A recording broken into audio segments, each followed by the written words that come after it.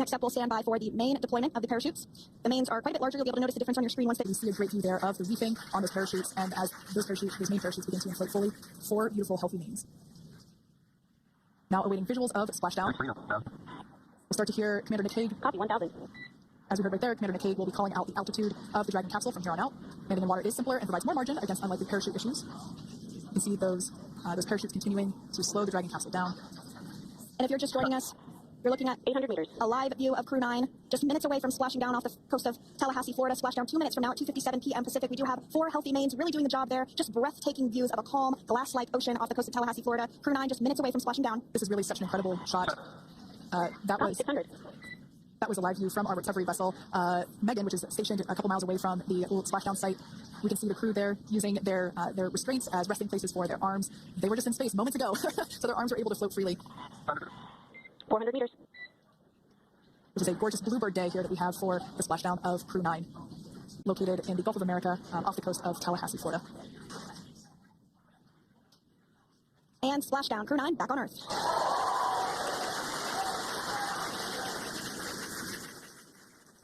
And SpaceX Freedom, splashdown. Good main release. Copy, splashdown. We see main chutes cut. Nick, Alex, Butch, Sunny, on behalf of SpaceX, welcome home. It's an amazing water ride. I see a capsule full of friends ear to ear.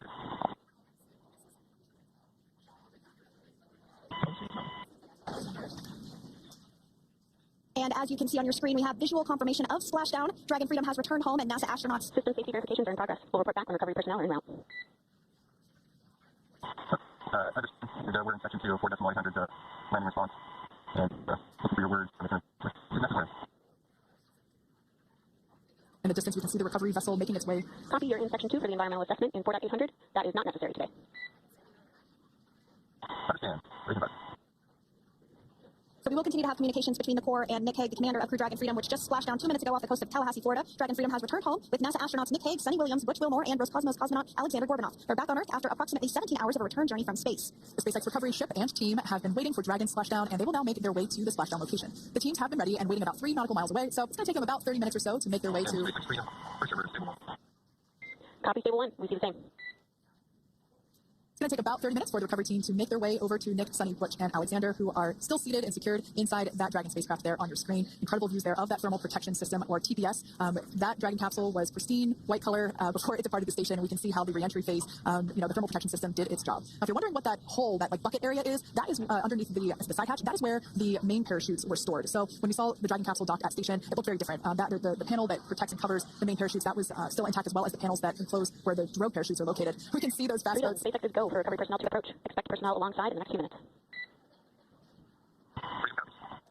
We can see those fast boats. We weren't kidding when we said they were fast. While it does take about 30 minutes for the main recovery vessel to make its way over to the capsule, these fast boats will be doing a couple of things simultaneously. A couple of them are going to be working to retrieve the parachutes. You see in the background there of this drone shot, those parachutes will be retrieved from the ocean surface. We want to make sure we are able to pull those out. The recovery vessel there closest to the spacecraft is going to be performing some safety checks. We can see there they're using an instrument that is basically working to detect if there are any hypergolic vapors or fumes that are still residing in and or around the Draco thruster nozzles or outlets. The hypergolic fuel, which is outside of Dragon, you do see one of those stretchers. This is the expected procedure as the crew will be taken to medical facilities following their exit from Dragon. For those of you that have just recently joined, the Dragon had an on-time splashdown. Looks like we're getting our next crew member here. That is none other than Sunita Williams. Big smile, big waves. She, like her other crew members, now will be assisted onto the mobility aid.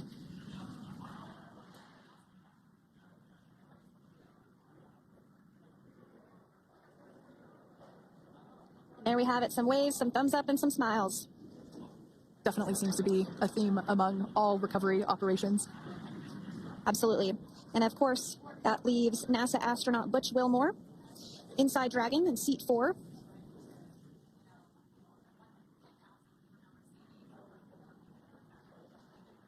We're getting some views of him now as he egresses or exits the spacecraft.